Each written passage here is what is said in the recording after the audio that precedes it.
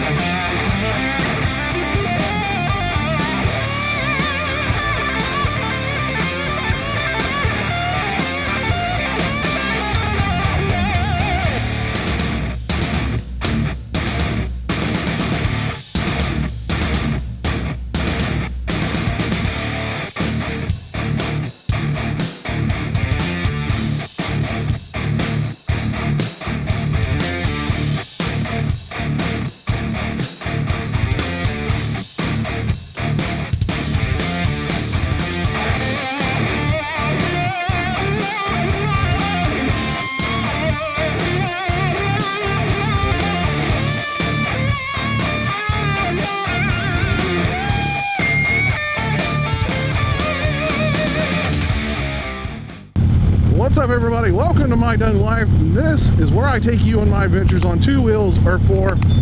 As you saw in the intro, the reveal video for the Deadman Dyna. The Deadman Dyna, we're going to tell you the story of how it came to be and talk about what this bike is. So this is a 2006 Dyna Low Rider.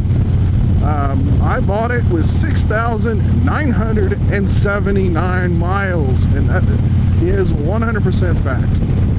It now has 7,113 miles, and if you've already seen either through my Instagram or obviously you're looking at the bike, I've already done several modifications to the bike.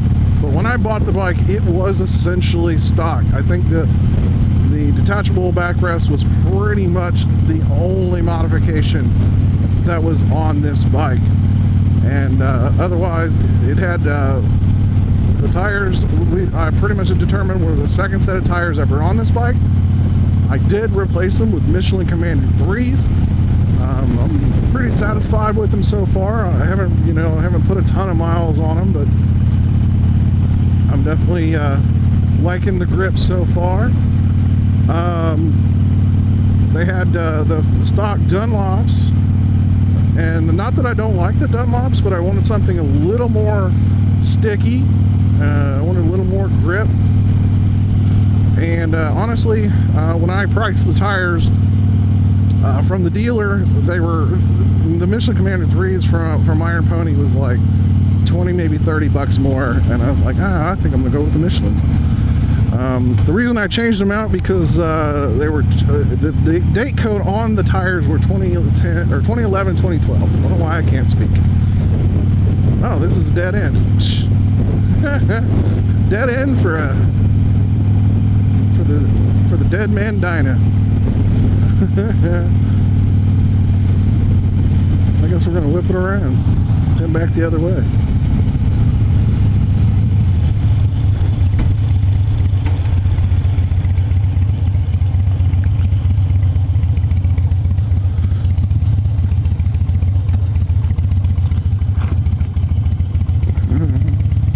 Take it easy here in the gravel. So yeah, first thing I did was I took it in, I changed the tires, and then began the rest of it. Now, to talk a little bit more about this bike. Now, I say this bike was completely stock. Now, it does have painted mufflers that I think are the stock mufflers minus the baffles. I think the baffles have been taken out. There's no marking saying that they're Screaming Eagle or Python or any of that, so I don't honestly know what kind of tire or what kind of exhaust is on this bike. Like I said, I'm assuming this is a stock modified exhaust system. It is louder than stock, I will say that. So this bike has a numbered paint job, and it has skulls and flames, and I'm sure you saw from the video that unfortunately this paint has been involved in some minor incident that has dinged and scratched it, both on the tank and the front fender. Now, while this is not an issue I intend to take care of right now, it will be something I'm going to have to deal with in due time, whether I go and find a painter and have this thing paint matched and corrected, or if I ended up just finding another set of tins and putting these tins on a shelf. It's kind of what I love and hate about this bike. You know, honestly, I mean, I bought this bike for $5,500, which was a steal considering what it is and basically what it had. Now I will say I went through and I did a full service on it. So I changed all 3 oils, I changed the plugs, I changed the wires, which I would tell you the plugs and the wires, 99.9% sure they were original to the bike. Now, I also pulled the brake pads, changed out the brake fluid, put some EBC brake pads in the front and the rear, and like I said, I changed the brake fluid. And I will tell you that brake fluid was absolutely nasty. It was most definitely never been changed and was well past due. I mean, honestly, this bike hadn't even reached the point where it would have had a 10K service, and I really don't think it ever had a proper 10K service. It has since I've owned it. And I almost immediately started buying parts for it. Let's go where this RAV4 is going. I immediately started buying parts for this bike as soon as I got it. And but some parts have been a little hard to find.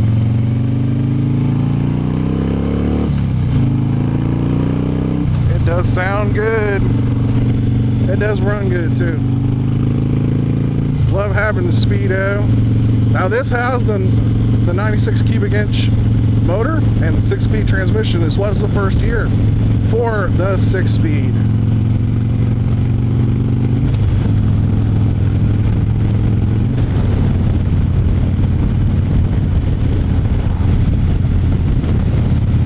And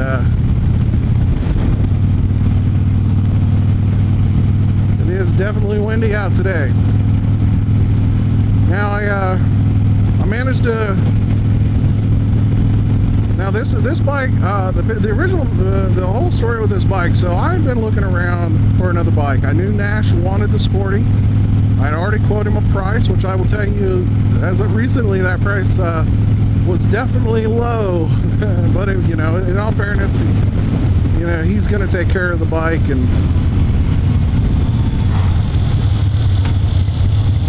I trust that.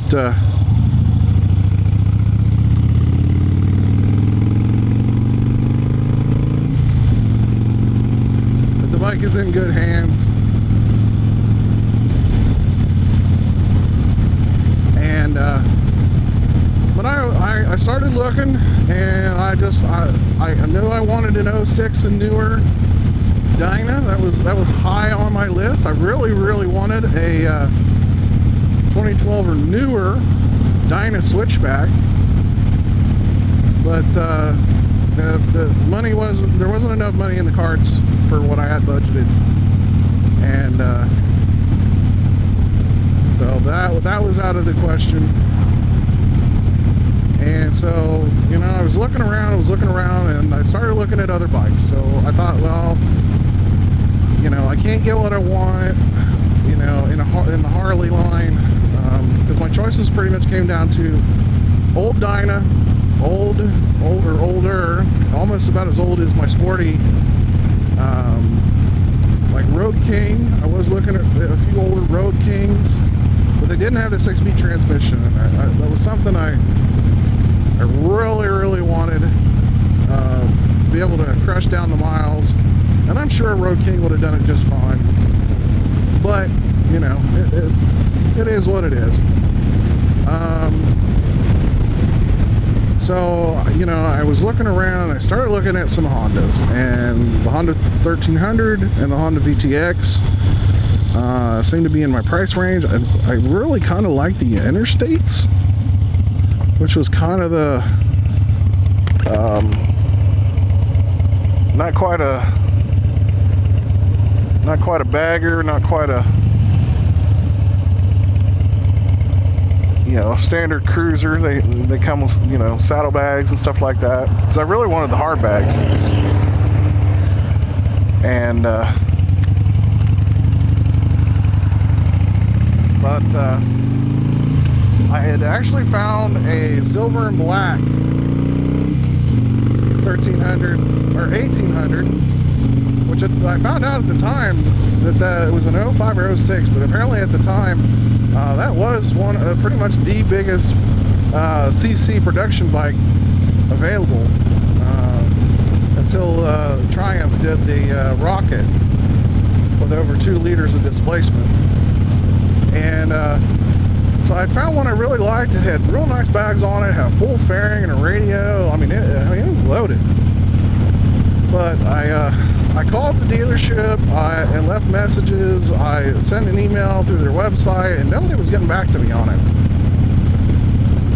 And ultimately, I kind of ran into the whole question of, if I got something else, if I got a Honda or whatever, would I always want a Harley? And my answer to that question was yes. I would always want another Harley. You know, I loved my Sportster. Kind of would have kept it if I could, but it would have never gotten ridden. If I bought something else, it would have just sat in the garage and it would never got ridden. And it just wasn't the story I wanted to tell with that bike. And so I knew I didn't have space for more than one bike, and so that pretty much left that out of the question.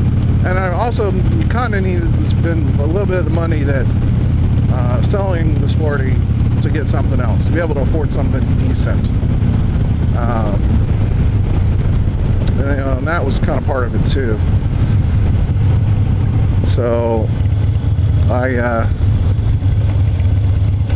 strangely enough, I decided to make a phone call, and that phone call pretty much is how this story starts. So after looking all over the internet, not really finding what I want, and just trying to, you know, kind of narrow down what I was really looking for,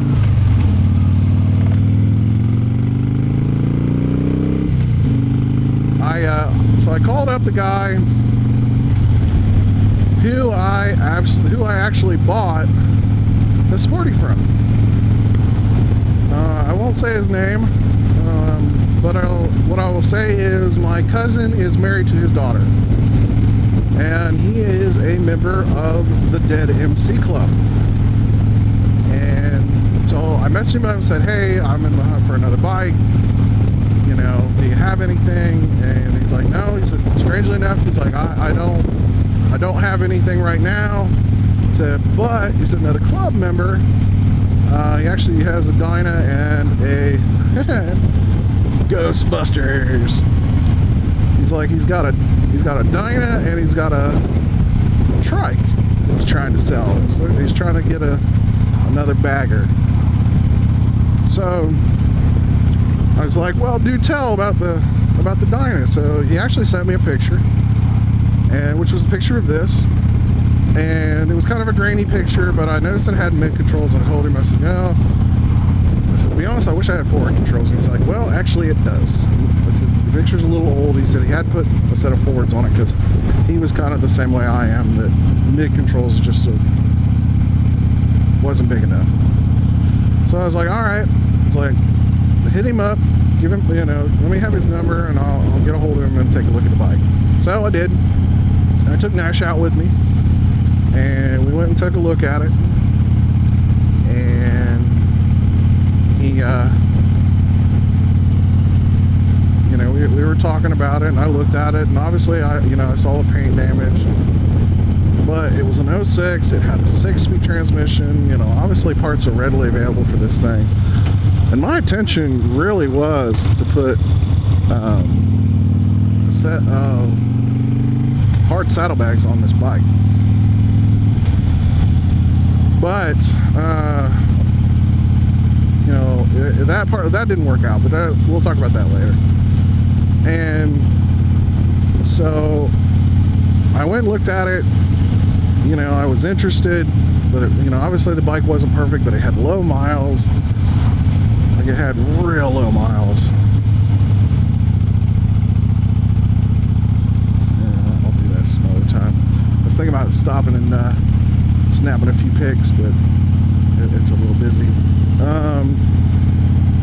So obviously, like I said, I took a look and I told him, I said, well, you know, we talked price, and he wanted $5,500, which is kind of where I pretty much was at, as far as like a bike I knew I was gonna like have to work on a little bit. $5,500 was kind of, $6,000 was kind of where I topped out at. And I was like, well, I was like, you know, I was like, that's pretty much the price range I'm looking to be in.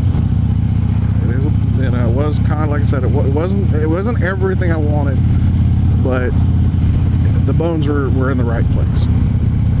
So I told him, I was like, all right. I told him, I said, on the drive home, I said, I will pretty much decide by the time I get home. Either I'm gonna call you back, I'm gonna tell you I'm coming to get it and bring the cash, or you know, or I'll keep hunting. So I took off and I was talking to Nash, and you know, we were talking about the plus and minus of the bike, and you know, I told him, you know, probably I figured honestly these tires might have been original. It did look like it had a lot of original parts, so I said, well, you know, I knew I'd probably go through the whole bike anyway. That was pretty much a given. Almost anything I was going to get, I was going to, you know, change all the fluids and put new plugs and wires on it, and just, you know, just generally go through that whole spiel.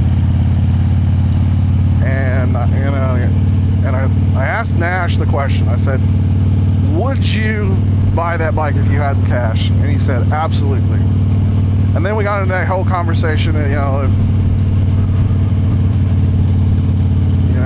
if I bought another bike, would I always want to sport another Harley Davidson? And so we got back, I called the guy up, I grabbed my cash, and we went back and we got the trailer and went and picked up the bike.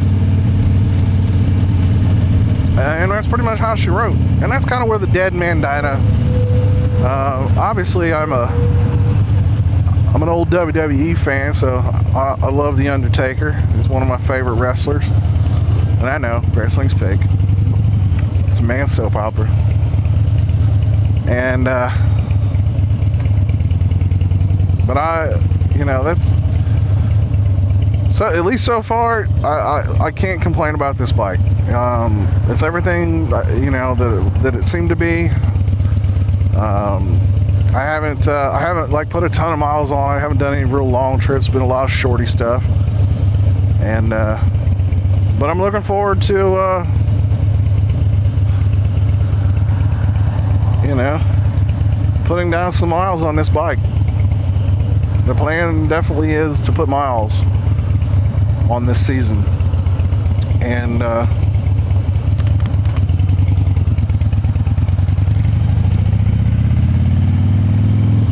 I don't know as far as this year's trip is planned. It's still kind of up in the air, but I've got a couple things on the loose.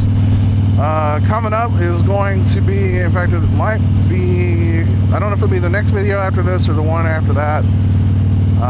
But we're doing the memorial ride on Saturday for Dan Hunter. If you all watch my channel from last season, it's probably one of my more popular videos. But Dan did ultimately pass away from cancer. And that was his final ride as far as on a motorcycle, and they're doing because of such the turnout and love, they're going to do a charity event and a memorial ride, and I do plan to attend that ride, and I will try to attend that every year if I possibly can. So we'll see if 10,000 more bikers show up as they did last year for Dan, and looking forward to that ride. But yeah, I mean, that's kind of the gist of the story. You know, talk about parts though. Part availability has been a little bit problematic, especially from Harley. I'm not real happy with my dealership right now. This little gasket here was leaking, and Harley sells the gasket and the cap as a set, which is not a big deal. But it's been on back order, except for it took them almost 2.5 weeks to tell me it was on back order. Even though I asked, I said, "Is it on back order? What's going on?" We only, 7 to 10 days, and this was, at that point, was almost 10 days into it. And I was like, well, it. And I called back the following week, and I finally got the answer that yes, these parts were on back order. And so, I ended up ordering aftermarket seal, which wasn't that expensive. Obviously, it was a whole lot less expensive than the Harley part, because it was just the seal. It was like $5 versus like 30. And the thing is, if I wanted a chrome cap, which I don't, I could have had it right then and there. They had them in stock, but for some reason black is out of stock. Doesn't quite make sense, but also I got front turn signal relocation kit coming for the front, and I guess I'll talk about a couple of the other modifications I've done to this bike. So what you can't see in the currently in the video, I'll have some pictures. Obviously, I'll be flashing up. I put a set of Viking bags on this.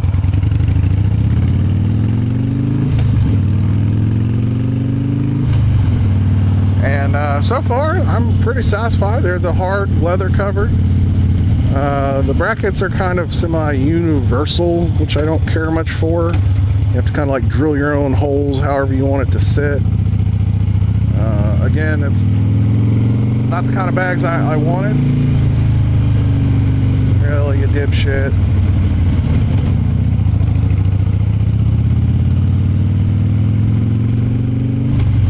But I do like the way they look. They sit really nice on the bike. Obviously, I got to choose kind of how they set and whatnot, and they seem to be solid on the bike. They're not detachable, so there is that. Wasn't really looking for detachable, but it was kind of like, if it happens to be that way, it happens to be that way. Now the rear turn signals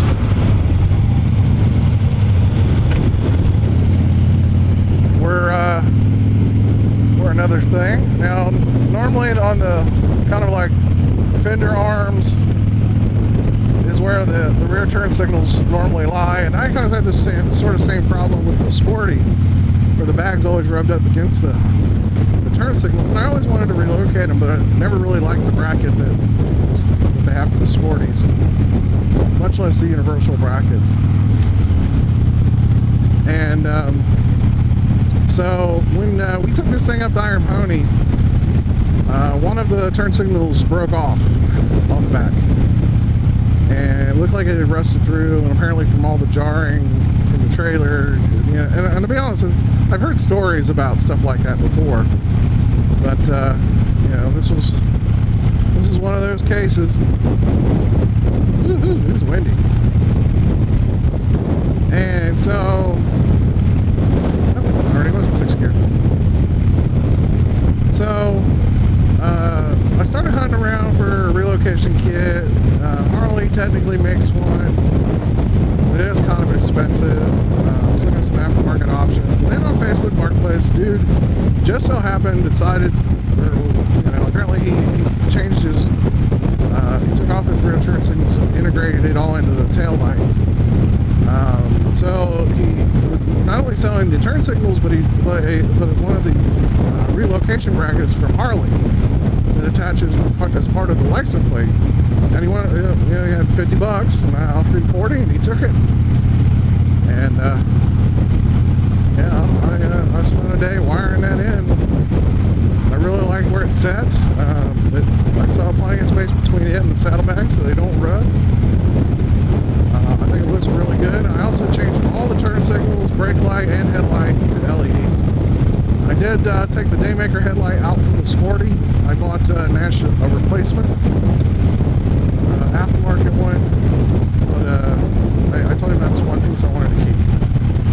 And but I replaced all the turn signals with LEDs, and the taillight LED one is actually kind of interesting. So when I hit the brake, it flashes twice, and then actually, you know, stays on. So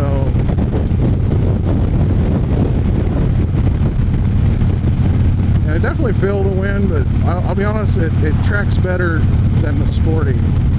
The Sporty felt like it was just being pushed all over the place whenever the wind was this strong. Now, the one thing that I haven't changed yet that is eventually planned, and it's going to be these handlebars and grips. Honestly, I'm probably going to just replace the grips and deal with the handlebars next season, because right now nobody's got the handlebars I want in stock.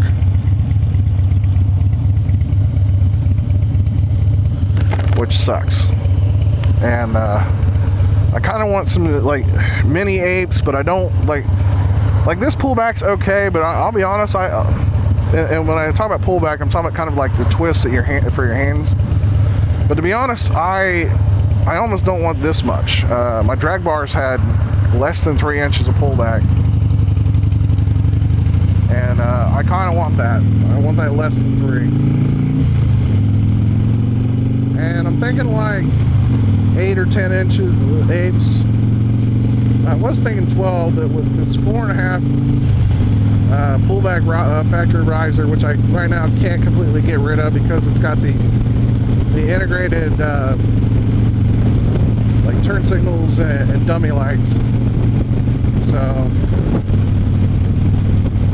I'm gonna have to just get a little shorter set of bars. But yeah, even up to 12 inches.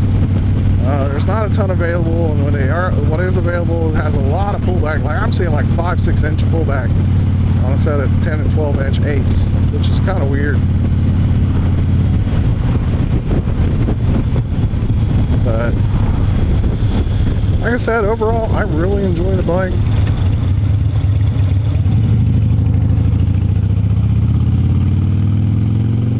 So far, it runs pretty good. Shift's good.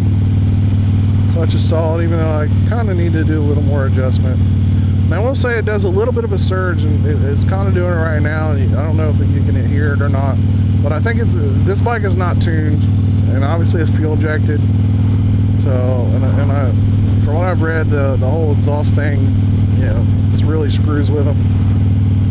So I'm gonna have to look at getting this thing tuned. That's on the agenda, to try to get tuned with something before the end of the season. Doing like having the fuel gauge, and I love having the tach to tell me really where everything's at.